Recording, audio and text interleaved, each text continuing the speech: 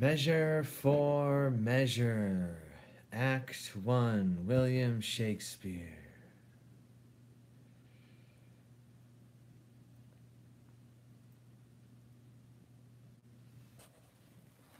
Scene 1. Enter Duke, Escalus, lords, and attendants. Duke. Escalus, my lord, of government the properties to unfold would seem in me it to affect speech and discourse, since I am put to know that your own science exceeds in that the lists of all advice my strength can give you, then no more remains but that to your sufficiency as your worth is able, and let them work the nature of our people, our city's institutions, and the terms for common justice. Ye are as pregnant in as art and practice hath enriched any that we remember. There is our commission, from which we would not have you warp. Call hither, I say, bid come before us, Angelo. What figure of us think you he will bear? For you must know we have with special soul elected him our absence to supply, lent him our terror, dressed him with our love, and given his deputation all the organs of our own power. What think you of it? If any in Vienna be worthy to undergo such ample grace and honor, it is Lord Angelo. Enter Angelo. Look where he comes from. Always obedient to your grace's will, I come to know your pleasure. Angelo, there is a kind of character in thy life that to the observer doth thy history fully unfold. Thyself and thy belongings are not thine own so proper as to waste thyself upon thy virtues, they on thee. Heaven doth with us as we with torches do, not light them for themselves, for if our virtues did not go forth of us, 'twere all alike as if we had them not. Spirits are not finely touched, but to fine issues, nor nature never lends the smallest scruple of her excellence. But like a thrifty goddess, she determines herself the glory of a creditor, both thanks and use. But I do bend my speech to one that can my part in him advertise. Hold therefore, Angelo, in our remove be thou at full ourself. Mortality and mercy in Vienna live in thy tongue and heart. Old Escalus, though first in question is thy secondary, take thy commission. Now, good my lord, there be some more test made of my metal before so noble and so great a figure be stamped upon it. No more evasion. We have with a leavened and prepared choice proceeded to you. Therefore take your honors. Our haste from hence is of so quick condition that it prefers itself and leaves unquestioned matters of needful value. We shall write to you, as time and our concernings shall importune, how it goes with us, and do look to know what doth befall you here. So fare you well. To the hopeful execution do I leave you of your commissions. Yet give leave, my lord, that we may bring you something on the way. My haste may not admit it, nor need you, on mine honor, have to do with any scruple. Your scope is as mine own, so to enforce or qualify the laws as to your soul seems good. Give me your hand, I privily away. I love the people, but do not like to stage me to their eyes. Though it do well, I do not relish well their loud applause and aves vehement, nor do I think the man of safe discretion that does affect it once more fare you well. The heavens give safety to your purposes. Lead forth and bring you back in happiness. I thank you well, fare you well. I shall desire you, sir, to give me leave to have a free speech with you, and it concerns me to look into the bottom of my place. A power I have, but of what strength and nature I am not yet instructed. 'Tis so with me, let us withdraw together, and we may soon our satisfaction have touching that point. I'll wait upon your honor.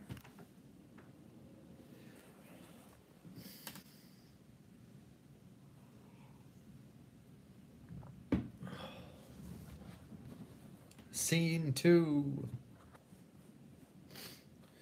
Enter Lucio and 2 gentlemen. If the Duke with the other dukes come not into composition with the King of Hungary, why then all the dukes fall upon the King. Heaven grant us its peace, but not the King of Hungary's. Amen. Thou concludest like the sanctimonious pirate that went to sea with the 10 commandments, but scraped one out of the table. Thou shalt not steal. That he raised.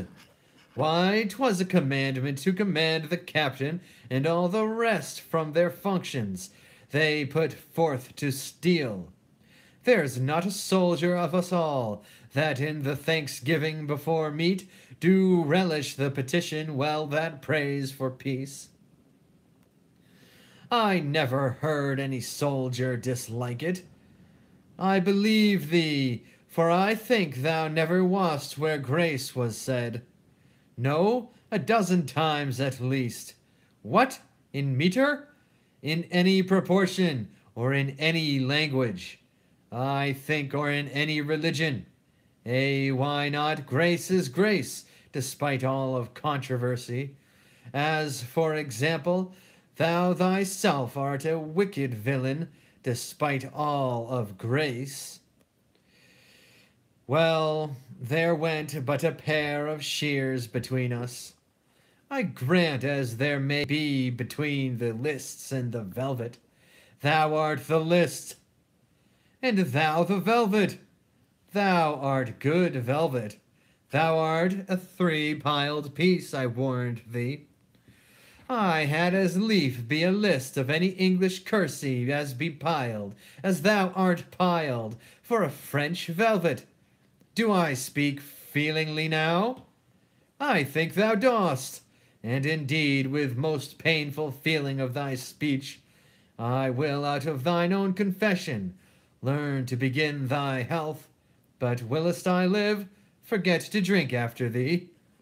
I think I have done myself wrong, have I not? Yes, that thou hast, whether thou art tainted or free. Behold, behold, where Madame Mitigation comes.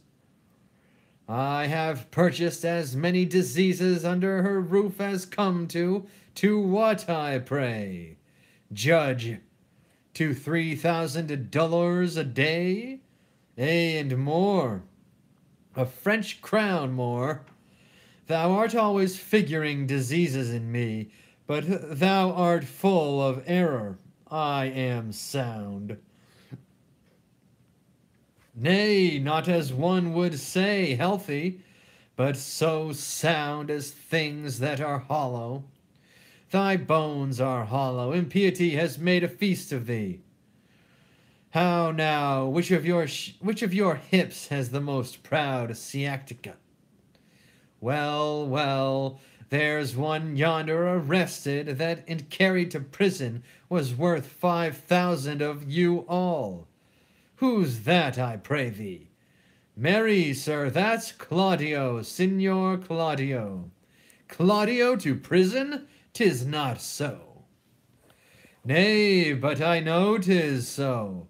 I saw him arrested, saw him carried away, and which is more, within these 3 days, his head to be chopped off. But after all this fooling, I would not have it so. Art thou sure of this? I am too sure of it, and it is forgetting Madame Giulietta with child. Believe me, this may be. He promised to meet me 2 hours since, and he was never ever precise in promise-keeping. Besides, you know it draws something near to the speech we had to such a purpose. But most of all agreeing with the proclamation, away, let's go learn the truth of it. Thus, what with the war, what with the sweat, what with the gallows, and what with poverty, I am custom shrunk. How now, what's the news with you? Yonder man is carried to prison. Well, what has he done? O woman, and what's his offense?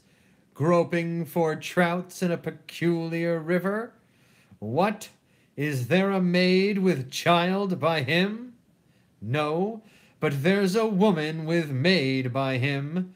You have not heard of the proclamation, have you? What proclamation, man? All houses in the suburbs of Vienna must be plucked down. And what shall become of those in the city? They shall stand for seed. They had gone down too, but that a wise burgher put in for them. But shall all our houses of resort in the suburbs be pulled down? To the ground, mistress. Why, here's a change indeed in the Commonwealth. What shall become of me? Come, fear not you. Good counselors lack no clients. Though you change your place, you need not change your trade. I'll be your tapster still. Courage, there will be pity taken on you. You that have worn your eyes almost out in the service, you will be considered. What's to do here, Thomas Tapster? Let's withdraw. Here comes Signor Claudio, led by the provost to prison, and there's Madame Juliet. Enter Provost Claudio, Juliet, officers. Claudio. Fellow, why dost thou show me thus to the world? Bear me to prison where I am committed. I do it not in evil disposition, but from Lord Angelo by special charge. Thus can the demigod authority make us pay down for our offense by weight the words of heaven. On whom it will, it will.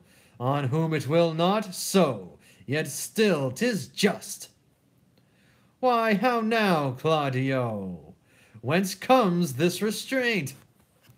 From too much liberty, my Lucio, liberty. As Sir Fight is the father of much fast, so every scope by the immoderate use turns to restraint. Our natures do pursue, like rats that raven down their proper bane, a thirsty evil, and when we drink we die. If I could speak so wisely under an arrest, I would send for certain of my creditors, and yet, to say the truth, I had as lief have the foppery of freedom as the mortality of imprisonment. What's thy offense, Claudio? What but to speak of would offend again? What is it, murder? No. Lechery? Call it so. Away, sir, you must go. One word, good friend Lucio, a word with you. 100, if they'll do you any good. Is lechery so looked after? Thus stands it with me. Upon a true contract I got possession of Julietta's bed. You know the lady. She is fast my wife. Save that we do the denunciation lack of outward order. This we came not to, only for propagation of a dower remaining in the coffer of her friends, from whom we thought it meet to hide our love till time had made them for us. But it chances the stealth of our most mutual entertainment with character too gross is writ on Juliet. With child, perhaps. Unhappily, even so, and the new deputy now for the Duke, whether it be the fault and glimpse of newness, or whether that the body public be a horse whereon the governor doth ride, who, newly in the seat, that it may know he can command, lets it straight feel the spur, whether the tyranny be in his place, or in his eminence that fills it up, I stagger in. But this new governor awakes me all the enrolled penalties which have, like unscoured armor, hung by the wall, so long that 19 zodiacs have gone round, and none of them have been worn.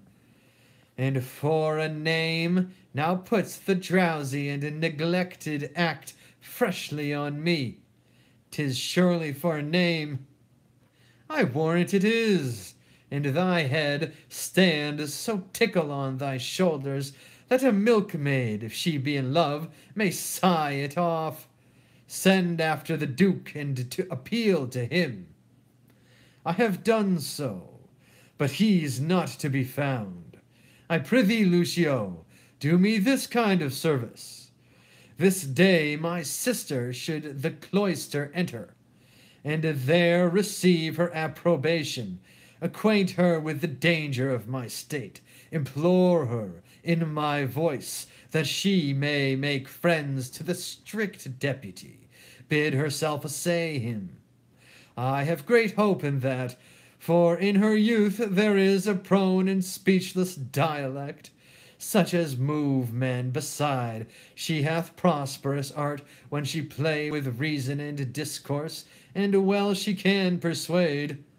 I pray she may, as well for the encouragement of the like, which else would stand under grievous imposition, as for the enjoying of thy life, who I would be sorry should be thus foolishly lost at a game of tic-tac.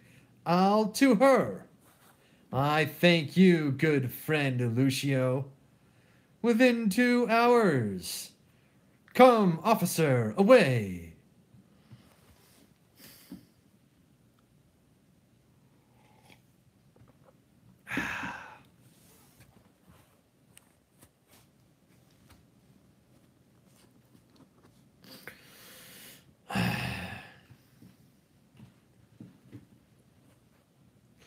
Scene 3. Enter Duke and Friar Thomas. Duke. No, Holy Father, throw away that thought. Believe not that the dribbling dart of love can pierce a complete bosom.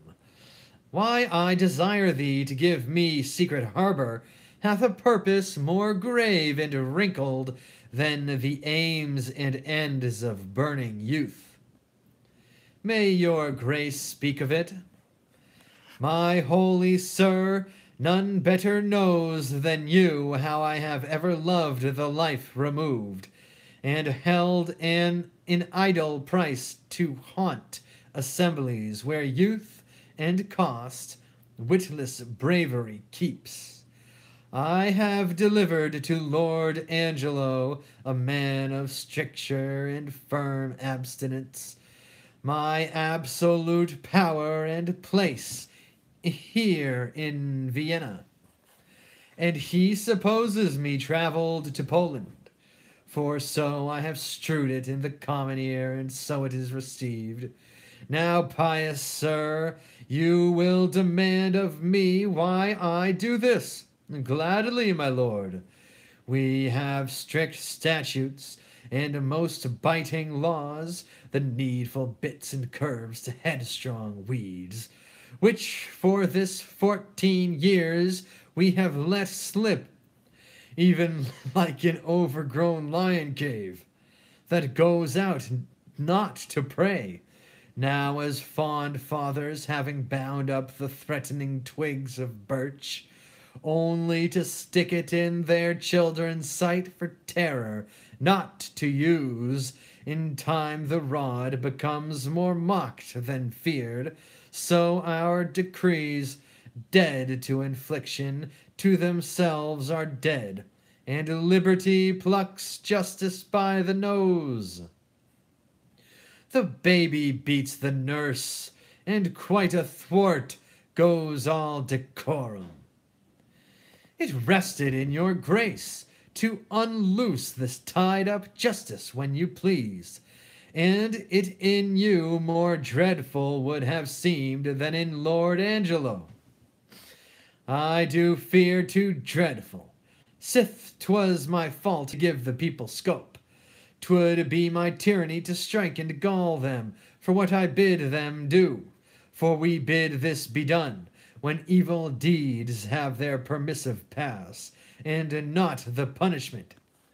Therefore, indeed, my father, I have on Angelo imposed the office, who may in the ambush of my name strike home, and yet my nature never in the fight to do in slander, and to behold his sway, I will, as 'twere a brother of your order, visit both prince and people. Therefore I prithee, supply me with the habit, and instruct me how I may formally in person bear like a true friar. More reasons for this action at our more leisure shall I render you. Only this one, Lord Angelo, is precise. Stand at a guard with envy, scarce confesses that his blood flows, or that his appetite is more to bread than stone. Hence shall we see, if power change purpose, what our seemers be.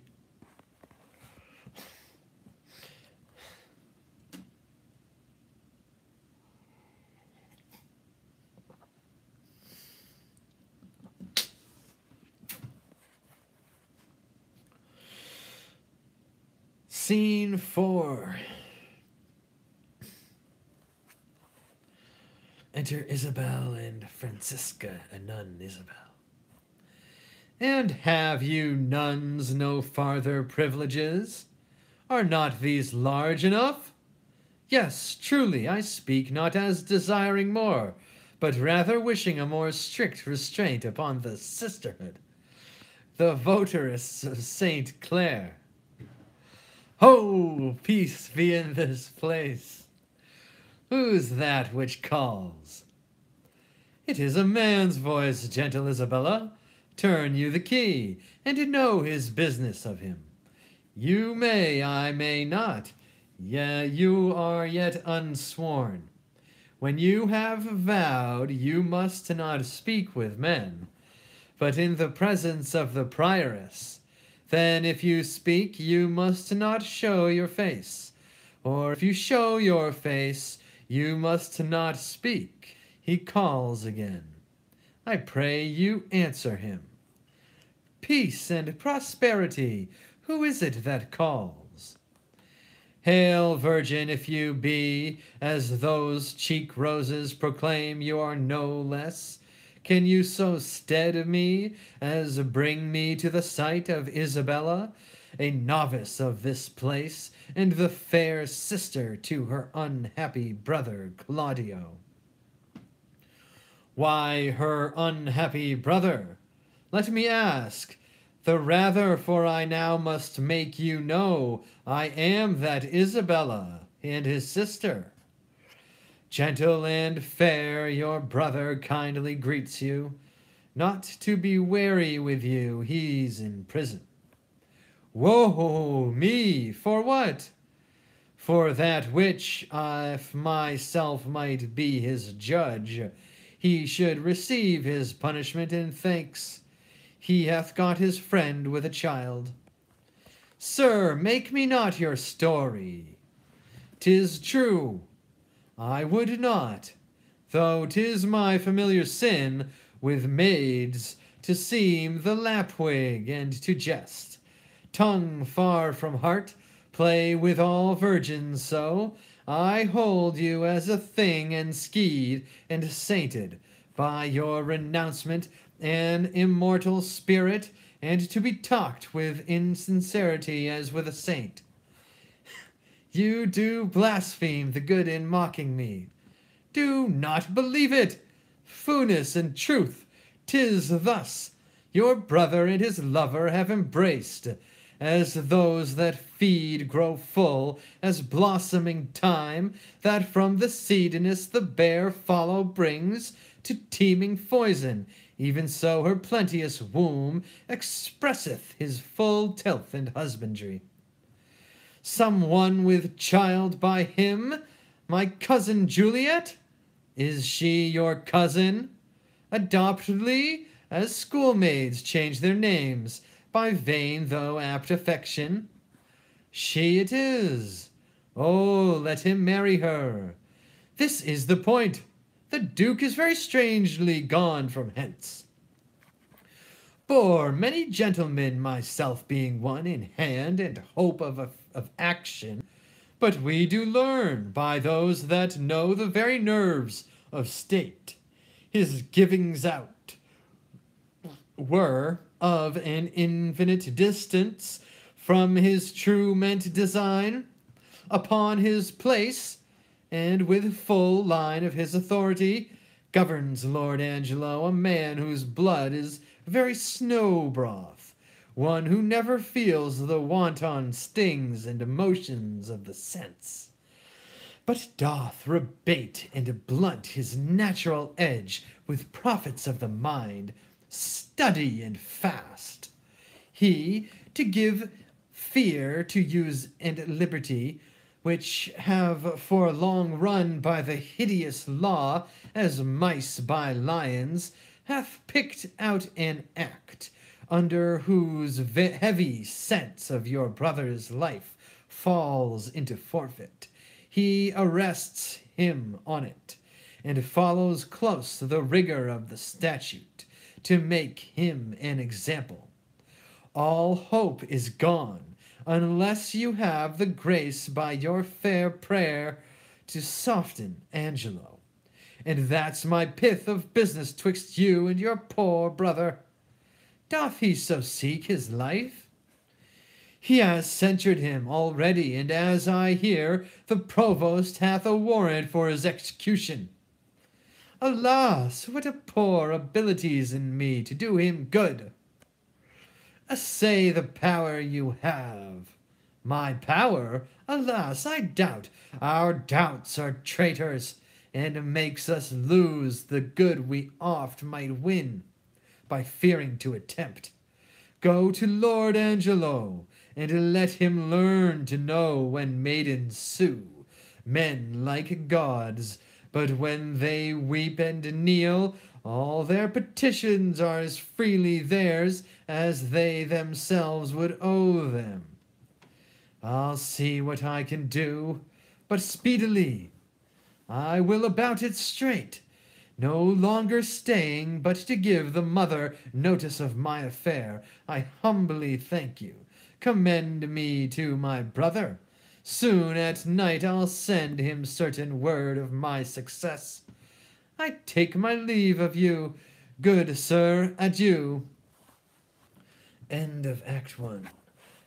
Praise be to God, Jesus Christ, Jah Rastafari.